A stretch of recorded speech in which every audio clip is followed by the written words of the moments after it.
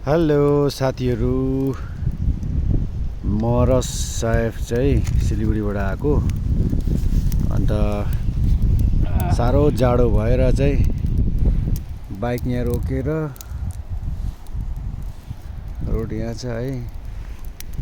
अनि हामी चाहिँ एकदम जाडो भएर चाहिँ खुट्टा तताउँदै गरेको, आगो जलाएर बाटोमा। बेलुकाको 10 बजिसक्यो, 10 भएछ अहिले। एकदम जाडो भएर चाहिँ साइलेन्सरमा खुट्टा तताउँदा हात तताउँदा पनि भएन। अनि चाहिँ यहाँनिर दाउरा काटिरहेको रहेछ मान्छेले। अन्त यहाँनिर चाहिँ सानो पत्ता र हाँगाहरू चाहिँ जलाएर आगो तापेको।